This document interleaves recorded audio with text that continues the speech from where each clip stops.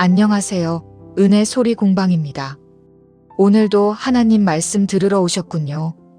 구독과 좋아요, 작은 손길이 우리 채널에 큰 힘이 됩니다.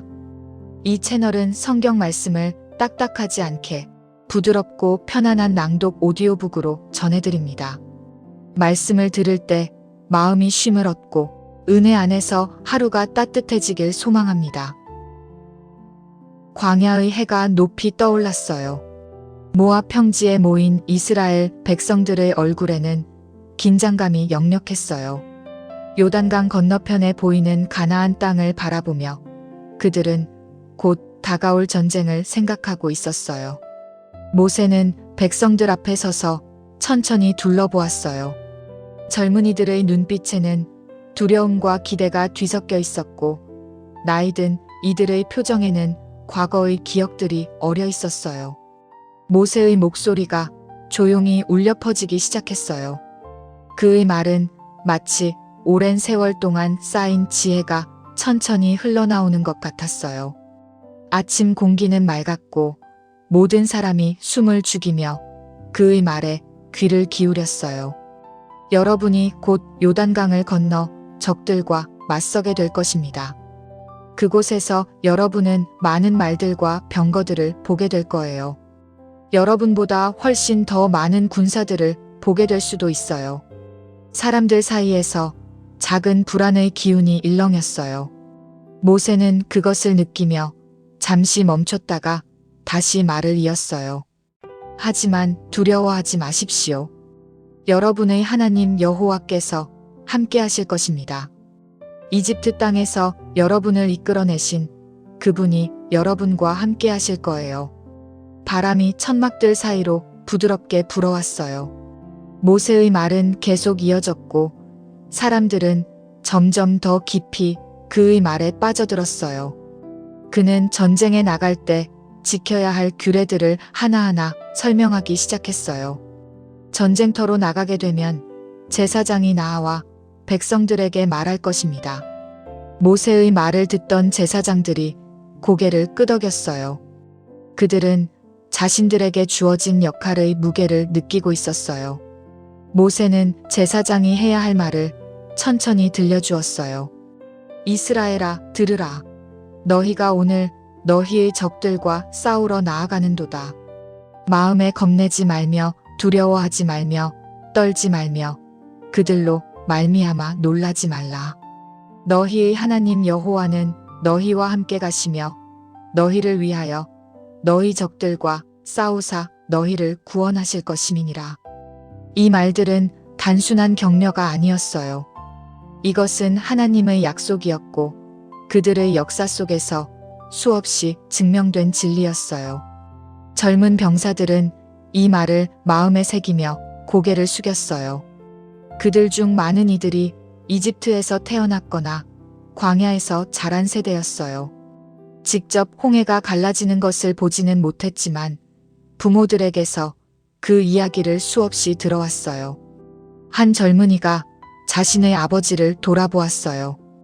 아버지는 조용히 아들의 어깨에 손을 얹었어요.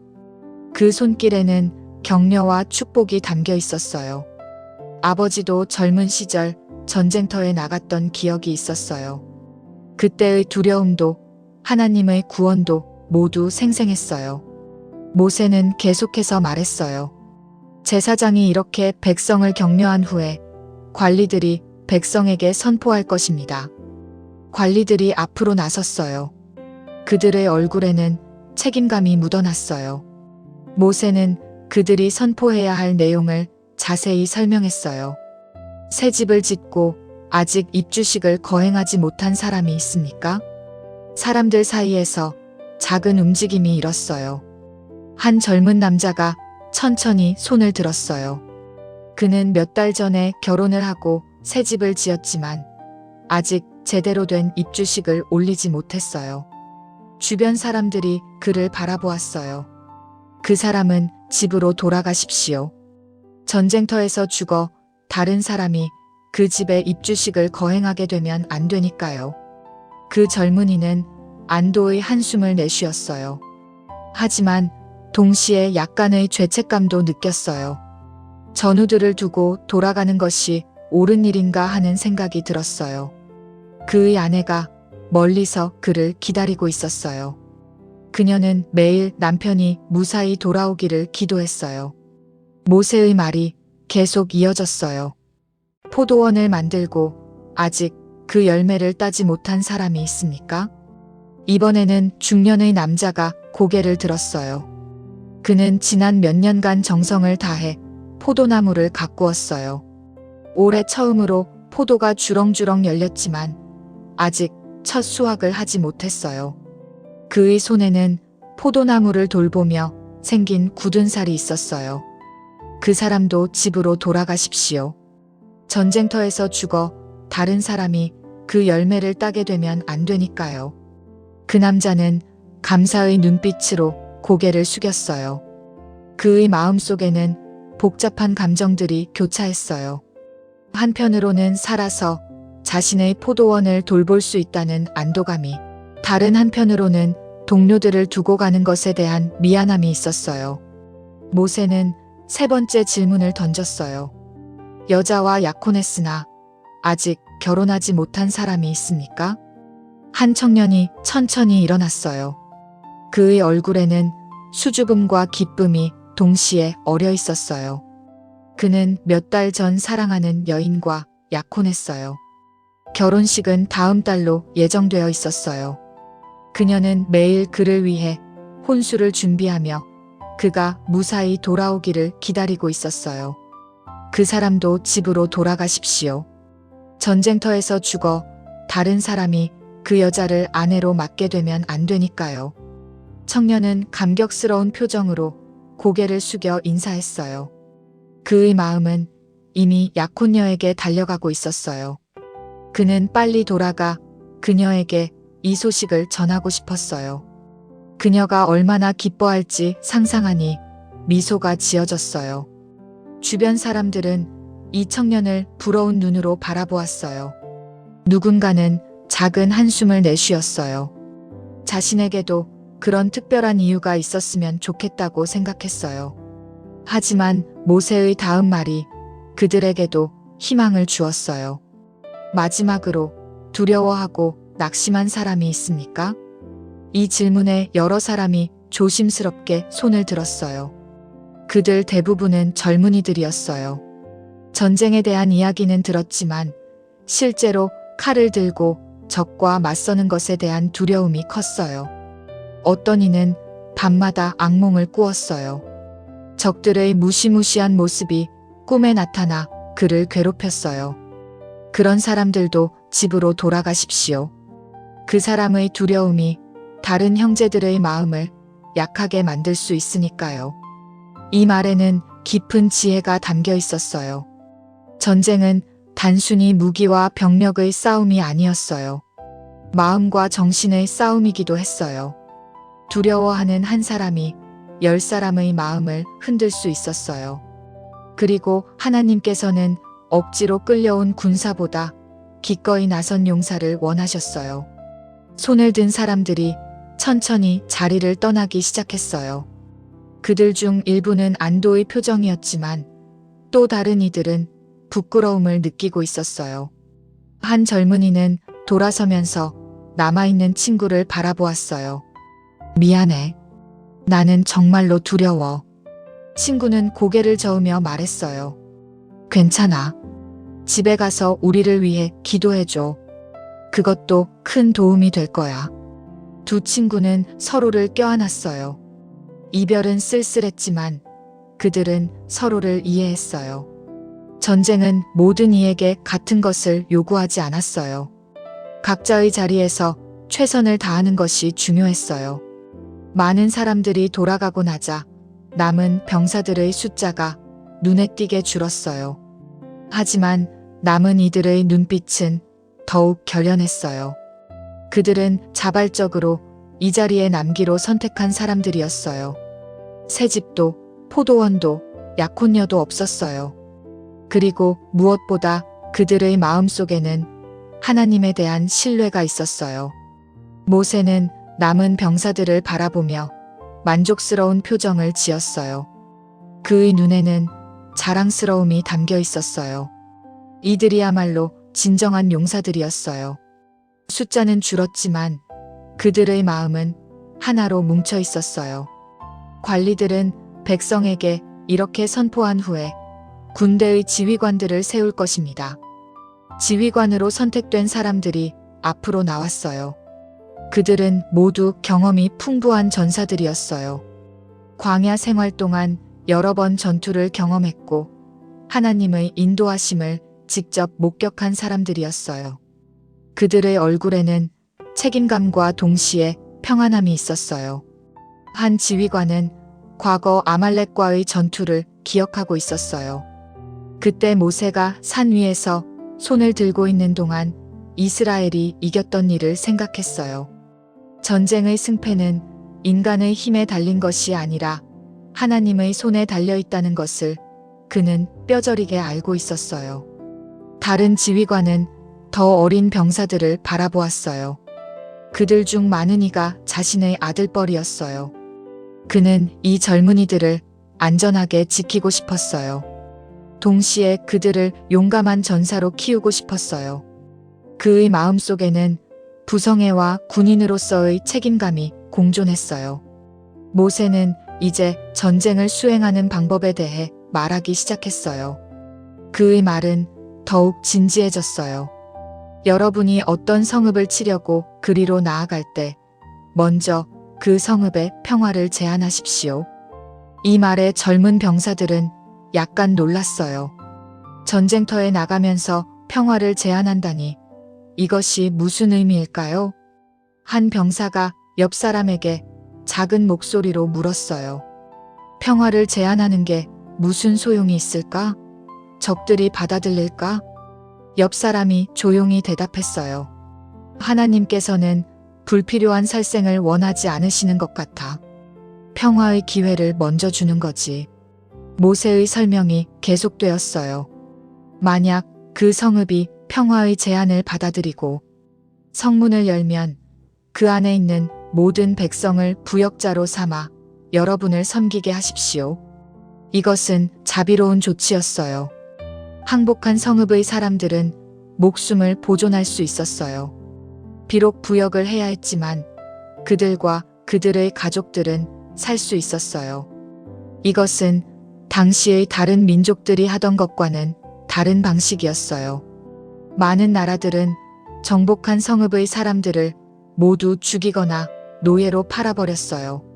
하지만 만약 그들이 평화를 거부하고 전쟁을 선택한다면 그 성읍을 포위하십시오. 병사들의 표정이 굳어졌어요. 포위 작전은 길고 힘든 과정이었어요. 양쪽 모두에게 큰 희생이 따르는 일이었어요. 하지만 이것도 하나님의 방법이었어요. 무분별한 공격이 아니라 체계적이고 계획적인 전쟁 수행이었어요. 여러분의 하나님 여호와께서 그 성읍을 여러분의 손에 넘겨주시면 그 안의 남자들을 모두 칼날로 쳐서 죽이십시오. 이 말은 무겁게 들렸어요. 전쟁의 현실은 가혹했어요. 하지만 이것은 적들이 스스로 선택한 결과였어요. 그들에게 평화의 기회가 주어졌지만 그들이 그것을 거부했어요. 모세는 계속해서 설명했어요. 그러나 여자들과 어린아이들, 가축과 그 성읍 안의 모든 것은 여러분의 것으로 삼을 수 있습니다. 적들에게서 빼앗은 것을 여러분이 사용할 수 있어요. 여러분의 하나님 여호와께서 여러분에게 주신 것이니까요. 이것도 하나님의 자비였어요. 무고한 여자들과 어린아이들은 보호받았어요. 그들은 새로운 삶의 기회를 얻었어요. 이스라엘 공동체의 일원이 될 수 있었어요. 물론 적응하기까지 어려움이 있겠지만 최소한 생명은 보존되었어요. 한 노병이 이 말을 들으며 과거를 떠올렸어요. 그는 미디안과의 전쟁에 참여했던 적이 있었어요. 그때도 여자들과 어린아이들은 살려두었어요. 처음에는 적의 가족들을 돌본다는 것이 이상하게 느껴졌지만 시간이 지나면서 그들도 공동체의 일원이 되는 것을 보았어요. 일부는 이스라엘의 하나님을 믿게 되었고 충실한 백성이 되었어요. 모세는 이제 더 중요한 말을 하려고 했어요. 그의 목소리에 더욱 힘이 실렸어요. 지금까지 말한 것은 여러분에게서 멀리 떨어진 성읍들, 이 민족들의 성읍이 아닌 곳들에 대한 것입니다. 병사들은 귀를 더 기울였어요. 뭔가 다른 규칙이 있다는 것을 감지했어요. 모세의 표정이 엄숙해졌어요. 그러나 여러분의 하나님 여호와께서 여러분에게 유산으로 주시는 이 민족들의 성읍들에서는 숨쉬는 것은 하나도 살려두지 마십시오. 이 말에 침묵이 흘렀어요. 병사들은 그 의미를 천천히 곱씹었어요. 가나안 땅의 성읍들에 대해서는 다른 규칙이 적용되는 것이었어요. 이것은 더 가혹한 명령이었어요. 헷 족속, 아모리 족속, 가나안 족속, 브리스 족속, 히위 족속, 여부스 족속을 반드시 진멸하십시오. 여러분의 하나님 여호와께서 여러분에게 명령하신 대로 해야 합니다. 모세는 왜 이런 명령이 필요한지 설명하기 시작했어요. 이것은 단순한 정복 전쟁이 아니었어요. 영적 전쟁이었어요. 이렇게 하는 이유가 있습니다. 그들이 자기 신들을 섬기며 행한 모든 가증한 일을 여러분에게 가르칠까봐 두렵기 때문입니다. 만약 여러분이 그들의 가르침을 따른다면 여러분의 하나님 여호와께 죄를 짓게 될 것입니다. 이 말의 무게는 무거웠어요. 이것은 문화적 정체성과 신앙의 순수성을 지키기 위한 것이었어요. 가나안 족속들의 종교는 타락했어요. 그들은 우상을 섬기며 온갖 악한 일을 행했어요. 심지어 자기 자녀들을 불에 태워 신에게 바치기도 했어요. 한 나이든 장로가 젊은 병사들을 바라보았어요. 그는 광야에서 일어났던 일들을 기억하고 있었어요. 이스라엘 백성이 다른 민족들의 신을 섬겼을 때 어떤 일이 일어났는지 알고 있었어요. 바알브올에서 일어난 사건도 기억했어요. 그때 많은 사람이 우상 숭배로 인해 죽임을 당했어요. 그는 옆에 있는 젊은이에게 조용히 말했어요. 이것은 잔인해 보일 수 있지만 사실은 보호하기 위한 것이야. 우리 자녀들과 그들의 자녀들을 지키기 위한 거지. 젊은이는 고개를 끄덕였어요. 처음에는 이해하기 어려웠지만 점점 그 의미가 들어왔어요. 신앙을 지키는 것은 때로 어려운 결정을 요구했어요. 모세는 이제 또 다른 중요한 규칙을 말하기 시작했어요. 여러분이 어떤 성읍을 오랫동안 포위하며 싸울 때 도끼를 들어 나무를 찍어내지 마십시오. 병사들은 이 말이 의외라고 생각했어요. 전쟁 중에 나무를 보호하라니 이것이 무슨 의미일까요? 모세는 그 이유를 설명했어요. 나무의 열매는 여러분이 먹을 수 있으니까요. 나무를 베지 마십시오. 밭의 나무가 사람이라도 됩니까? 포위 공격을 받아야 할 대상이 아니에요. 이 말에는 깊은 생태학적 지혜가 담겨 있었어요. 나무는 무고했어요. 나무는 전쟁에 참여하지 않았어요. 오히려 나무는 생명을 주는 존재였어요. 열매를 맺고 그늘을 제공하고 공기를 깨끗하게 했어요. 나무를 함부로 베는 것은 미래를 파괴하는 것이었어요.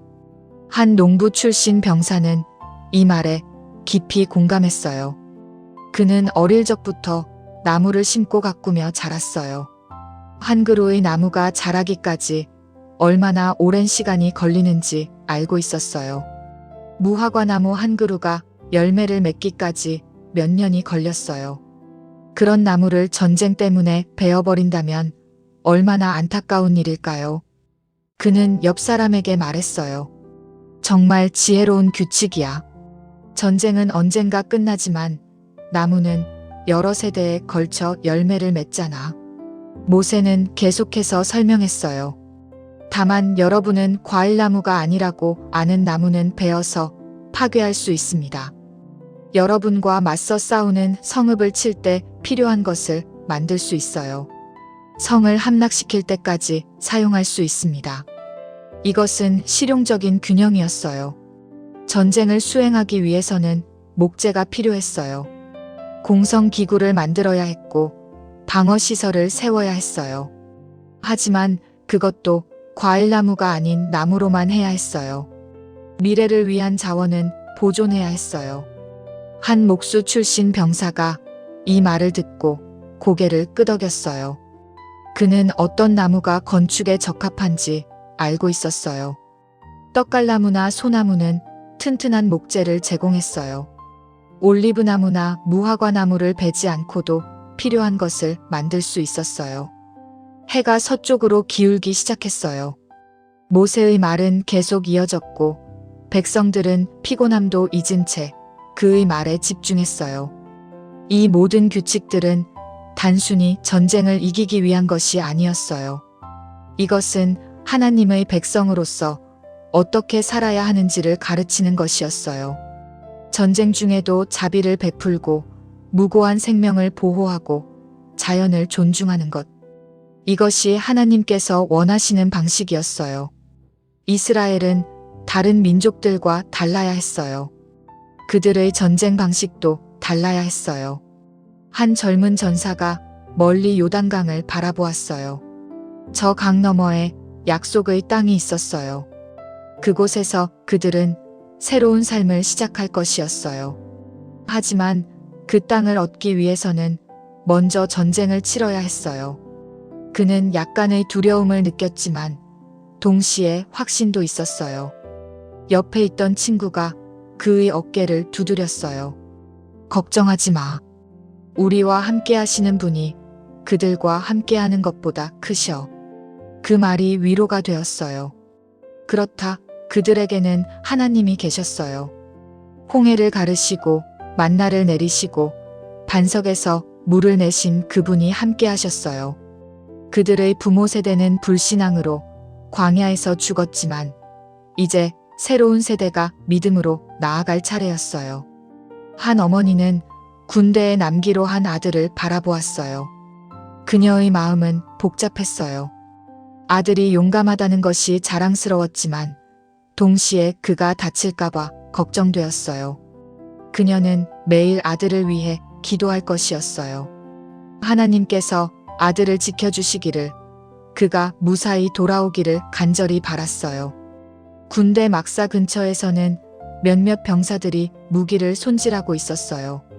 칼날을 날카롭게 갈고 방패를 튼튼히 하고 화살을 정리했어요. 하지만 그들은 알고 있었어요. 진정한 승리는 무기에서 오는 것이 아니라 하나님께로부터 온다는 것을요. 한 병사가 자신의 칼을 들여다보며 중얼거렸어요. 이 칼이 아무리 날카로워도 하나님께서 함께하지 않으시면 소용없어. 옆에서 방패를 닦던 동료가 대답했어요. 맞아. 하지만 우리도 최선을 다해 준비해야지. 하나님께서는 우리가 최선을 다할 때 도우시잖아. 두 병사는 서로를 바라보며 미소 지었어요. 그들은 좋은 팀이었어요. 전쟁터에서 서로의 등을 지켜줄 것이었어요. 그들의 우정은 단순한 전우애를 넘어서 형제애로 발전했어요. 멀리서 제사장들이 모여 기도하는 모습이 보였어요. 그들은 곧 있을 전쟁을 위해 중보기도를 드리고 있었어요. 향연기가 피어올랐고 그들의 기도 소리가 바람을 타고 퍼져나갔어요. 여호와여, 이 백성을 지켜주소서. 그들이 전쟁터에 나갈 때 함께 하소서.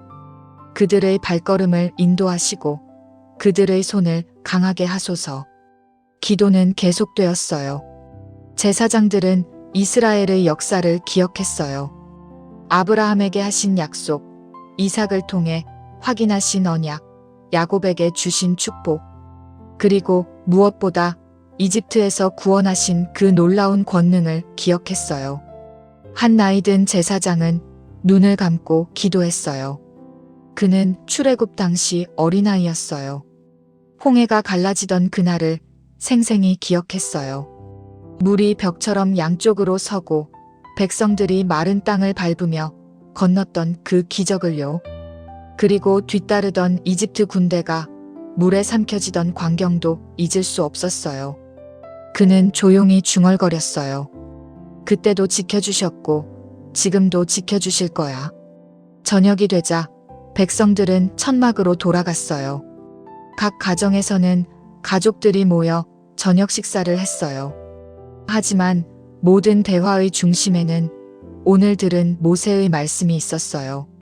한 가족의 천막에서는 아버지가 어린 아들들에게 오늘 들은 내용을 설명하고 있었어요. 너희도 들었지? 하나님께서는 전쟁 중에도 자비를 베풀라고 하셨단다. 큰아들이 물었어요. 아버지, 그런데 왜 가나안 족속들은 진멸해야 하나요? 아버지는 심각한 표정으로 대답했어요. 그것은 그들의 죄악이 극에 달했기 때문이란다. 하나님께서는 오래 참으셨어. 아브라함 때부터 지금까지 수백 년을 기다리셨지. 하지만 그들은 회개하지 않았어. 오히려 더 악해졌단다. 둘째 아들이 또 물었어요. 하지만 거기에도 어린아이들이 있을 텐데요. 아버지는 잠시 침묵했어요. 이것은 답하기 어려운 질문이었어요. 그는 깊이 생각한 후 말했어요. 그것은 나도 완전히 이해하기 어렵단다.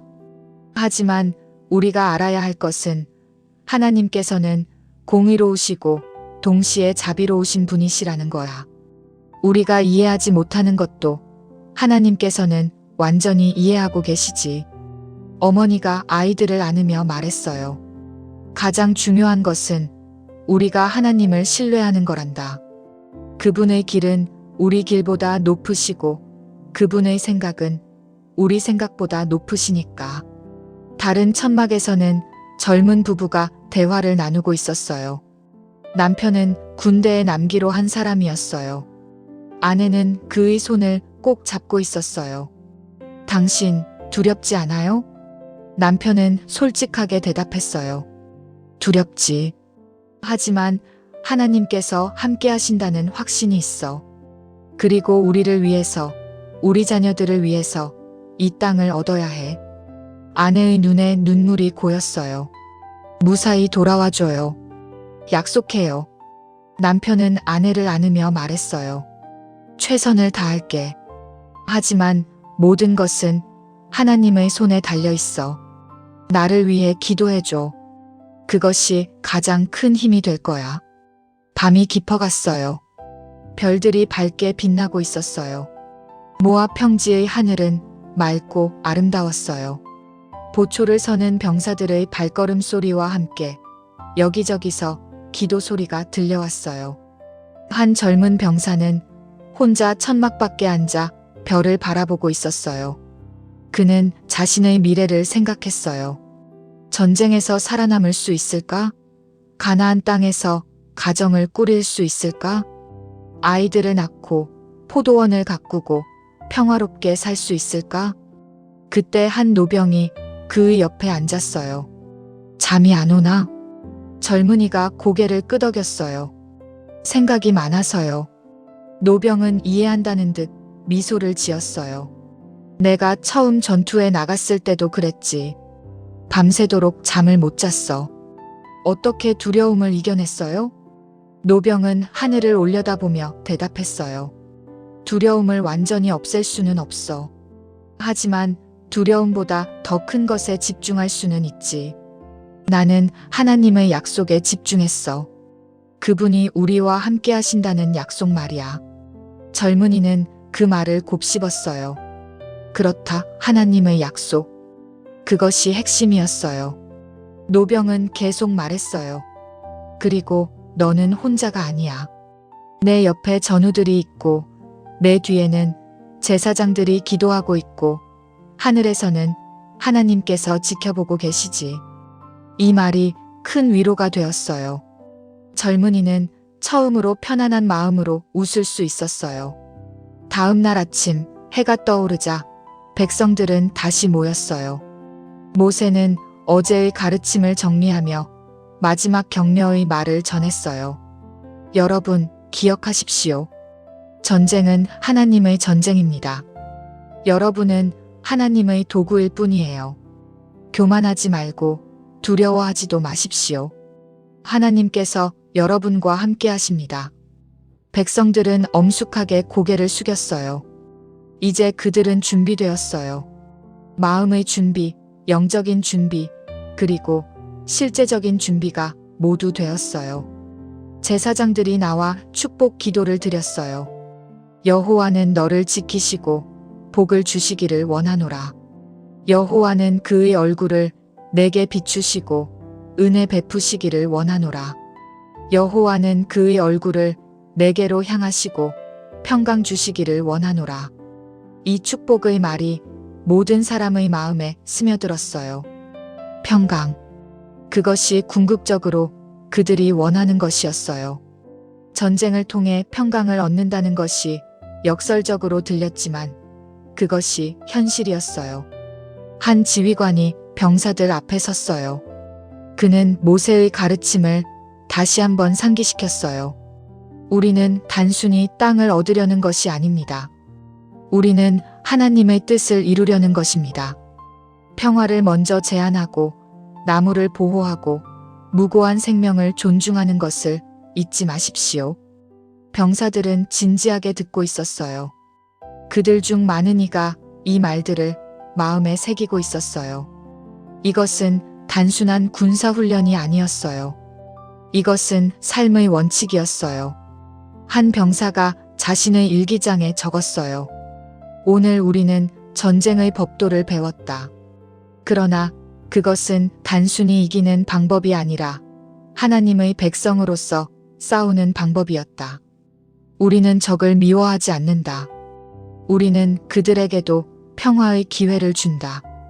우리는 자연을 파괴하지 않는다. 미래 세대를 위해 보존한다. 우리는 하나님의 형상대로 지음받은 존재들이다. 전쟁 중에도 그 존엄성을 잃지 말아야 한다. 멀리서 어린아이들이 뛰어놀고 있었어요. 그들은 곧 있을 전쟁에 대해 잘 몰랐어요. 그저 오늘이 주는 기쁨을 즐기고 있었어요. 하지만 어른들은 알고 있었어요. 이 아이들을 위해, 이들에게 안전한 미래를 주기 위해 전쟁이 필요하다는 것을요. 한 할머니가 손주들을 바라보며 기도했어요. 하나님, 이 아이들이 평화로운 땅에서 자라게 해주세요. 전쟁의 소문 없이, 두려움 없이 살게 해주세요. 저녁이 되자 백성들은 각자의 자리로 돌아갔어요. 하지만 모두의 마음속에는 오늘 들은 가르침이 깊이 새겨져 있었어요. 전쟁은 필요하기지만 그것조차도 하나님의 방법으로 해야 한다는 것. 승리는 중요하지만 어떻게 승리하는가가 더 중요하다는 것. 힘은 필요하지만 자비도 함께 있어야 한다는 것. 이 모든 가르침은 단순히 그 세대만을 위한 것이 아니었어요. 이것은 후대에 전해질 지혜였어요. 수천 년이 지나도 이 원칙들은 여전히 유효할 것이었어요. 전쟁 중에도 인간성을 잃지 말 것. 적에게도 기회를 줄 것. 자연을 보호할 것. 미래를 생각할 것. 밤하늘에는 무수한 별들이 빛나고 있었어요. 하나님께서 아브라함에게 약속하셨던 그 별들처럼 그의 후손들이 이제 곧 약속의 땅을 소유하게 될 것이었어요. 그 과정에 전쟁이 있었지만 그들은 하나님의 방법으로 싸울 것이었어요. 그리고 결국 평화를 얻을 것이었어요. 한 시인이 천막에 앉아 오늘의 가르침을 노래로 만들고 있었어요. 그의 노래는 후대에 전해질 것이고 사람들은 이 노래를 부르며 하나님의 지혜를 기억할 것이었어요. 전쟁도 평화도 모두 하나님의 손안에 있다는 것을, 그리고 그분을 신뢰하는 자들은 결국 승리한다는 것을요.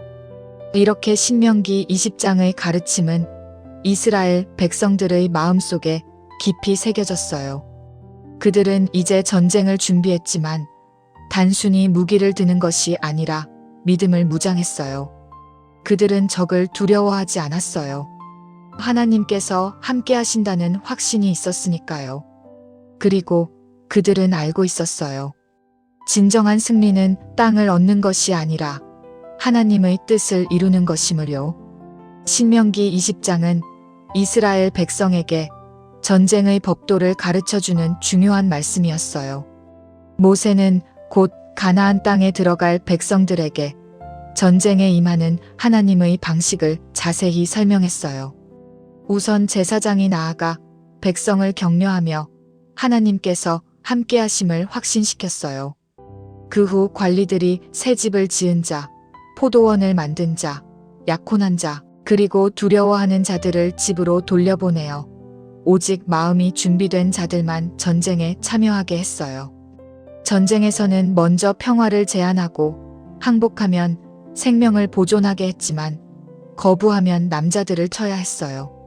다만 가나안 족속들은 그들의 우상 숭배와 가증한 풍습이 이스라엘에게 영향을 미칠까 두려워 진멸하도록 명령하셨어요. 또한 포위 공격 중에도 과일나무는 베지 말고 보존하여 미래 세대를 위한 자원을 지키도록 하셨어요. 이 모든 규례는 단순히 전쟁의 승리만을 위한 것이 아니라 하나님의 백성답게 자비와 지혜를 가지고 행하라는 가르침이었어요. 전쟁 중에도 인간의 존엄성을 지키고 자연을 보호하며 하나님의 뜻을 따르는 것이 진정한 승리임을 보여주는 말씀이었어요. 이상 신명기 20장이었습니다. 오늘도 하나님의 은혜 안에서 마음이 평안하고 작은 일상 속에서도 기쁨을 발견하며 행복하고 은혜로운 하루가 되시기를 바랍니다. 아멘.